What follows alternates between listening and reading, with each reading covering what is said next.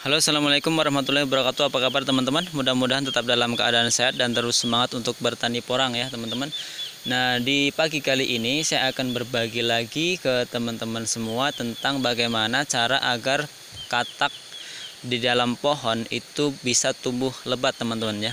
Katak dalam pohon porang itu bisa tumbuh lebat. Bagaimana caranya? Nah, sebelum lanjut videonya jangan lupa kalian like dan subscribe-nya ya teman-teman.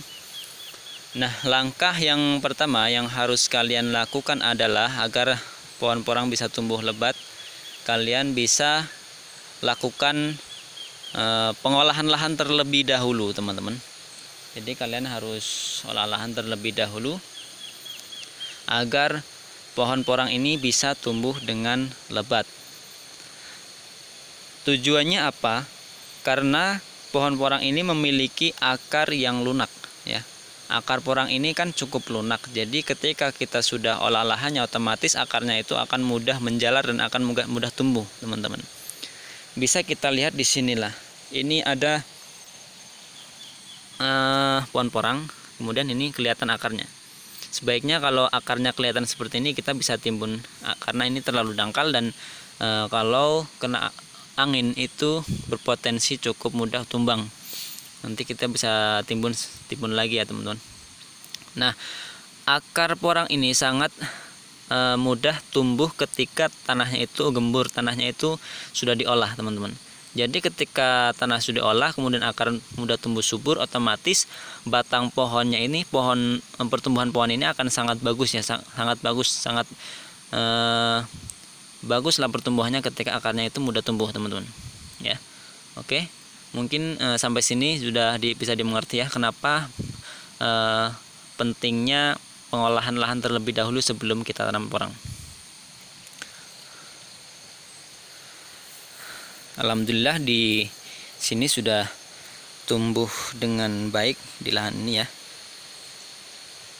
Ya, sampai ke bawah sana alhamdulillah sudah menghijau. Karena kalau sudah menghijau tua seperti itu, biasanya kataknya sudah mulai tumbuh membesar. Sudah membesar. Ya, bisa kita lihat di sini. Ini kataknya sudah mulai membesar, tapi kalau yang masih hijau muda seperti ini belum. Karena masih muda. Oke, kita sambil jalan biar nggak bosan teman-teman. Sambil tengok-tengok kebun.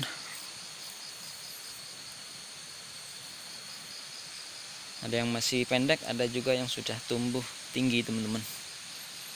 Karena memang tidak bisa bersamaan 100% itu tidak bisa bersamaan ya, kecuali kita tanamnya misalkan kita tanam kuncup semua 100%, otomatis ya tumbuhnya mungkin bisa bersamaan. Tapi kalau tumbuhnya kita tanamnya dari bibit yang memang belum ada yang sudah bertunas atau ada yang belum bertunas, itu ya kemungkinan besar tumbuhnya tidak akan bersamaan. Nah, kembali lagi dari topik video yang tadi. Nah, langkah yang kedua yang harus kalian lakukan setelah kalian pengolahan lahan ya, kemudian kalian harus aplikasikan juga pupuk kompos ya, pupuk kompos. Ya, pupuk kompos itu bisa kalian dapatkan dari limbah sampah rumah tangga, misalnya bekas sayuran gitu, bekas sayuran atau bekas buah-buahan yang dibuang, itu termasuk dari pupuk kompos. Kemudian juga kalian harus bisa aplikasikan juga pupuk kandang. Karena kalau pupuk kandang otomatis biasanya akan lebih mudah kita carinya. Pupuk kandang ya, kayak pupuk kandang sapi atau pupuk kandang kambing itu nggak masalah. Yang penting pupuk kandang, pupuk yang berkaki 4 lah yang baik teman-teman. Pupuk kandang, pupuk sapi atau pupuk kambing, kemudian pupuk kerbau, nggak masalah. Nah, seperti yang namanya tadi, pupuk kandang otomatis ya pupuk yang dihasilkan dari hewan yang diternak di kandang teman-teman. Nah, untuk pupuk kandang ini biasanya lebih mudah lah kita carinya, lebih ya skalanya pun bisa cukup banyak juga kalau untuk pupuk kandang ini daripada pupuk kompos rumah tangga teman-teman. Kenapa kita perlu menggunakan pupuk kompos ini? Ya, pupuk kompos ini banyak, artinya kandungannya itu sudah lengkap. Ya, bisa mengandung nitrogen udah ada, kemudian kaliumnya juga ada, kemudian fosfatnya juga ada, fosfornya juga ada teman-teman. Jadi kalau pupuk kompos atau pupuk kandang itu sudah mengandung banyak unsur yang memang sangat penting untuk diperlukan oleh tanaman porang ini, teman-teman. Ya sebenarnya semua tanaman itu memerlukan unsur-unsur itu, teman-teman. Nah, sambil jalan aja saya mau lihat yang di atas.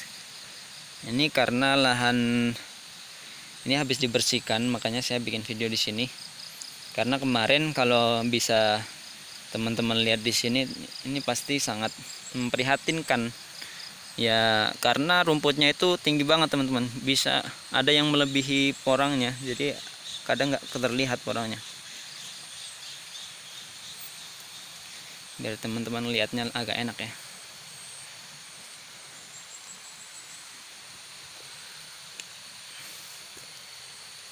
Nah, ini belum merata.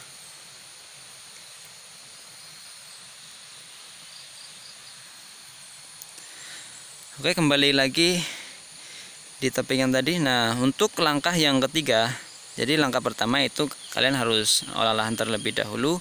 Kemudian langkah yang kedua, kalian harus aplikasikan pupuk kompos atau pupuk kandang. Kemudian yang ketiga, jangan lupa juga kalian harus aplikasikan pupuk NPK, teman-teman.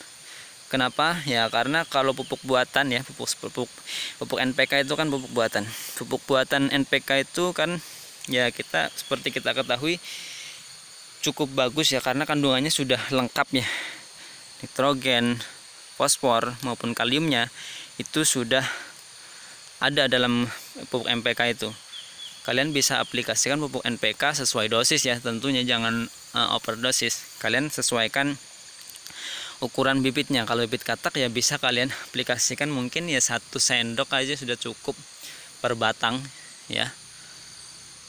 Kalau pohonnya cukup besar, mungkin ukuran 1 kilo ya bisa kalian bisa ditambahkan sedikit, nggak masalah ya. Jadi kalian harus aplikasikan pupuk NPK ketika kalian mau kataknya tumbuh dengan lebat. Ya karena pupuk NPK, apalagi yang kadar kaliumnya itu tinggi, teman-teman. Kalau kadar kaliumnya tinggi itu otomatis pohonnya itu akan sangat bagus ya, batangnya akan cukup besar. Otomatis kalau batangnya besar ya daunnya akan semakin banyak dan lebat ya.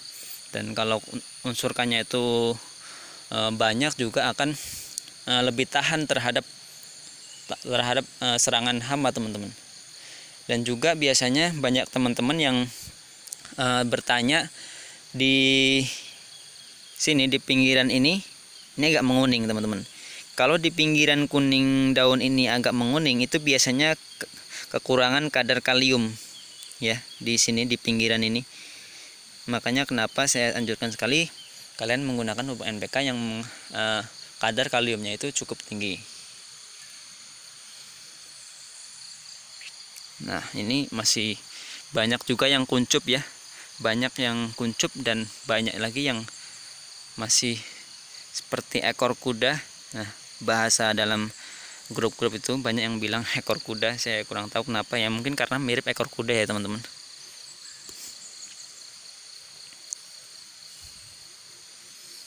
Nah, seperti ini ya. Nah, bagi teman-teman kemarin yang mau datang ke tempat saya, mohon ditunda dulu karena kemarin ada dari perangkat desa yang bilang ke saya memang untuk saat ini warga dari luar daerah agar ditunda dulu kedatangannya karena masih masa pandemi, teman-teman. Dan mudah-mudahan cepat selesailah pandemi ini agar kita bisa saling berinteraksi secara langsung, tidak hanya melalui media sosial atau mungkin WhatsApp, teman-teman. Kita bisa datang langsung dan bisa silaturahim lah antar sesama petani porang biar lebih semangat lagi dan terus semangat untuk bertani porang, teman-teman.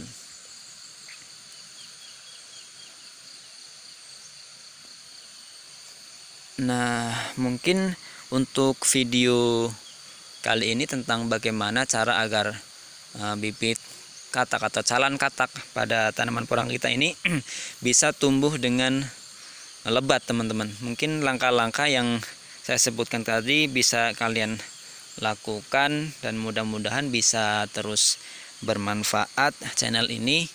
Jangan lupa like dan subscribe-nya teman-teman. Oke, dari saya apabila ada kesalahan ya saya mohon maaf yang sebesar-besarnya. Dari saya, assalamualaikum warahmatullahi wabarakatuh.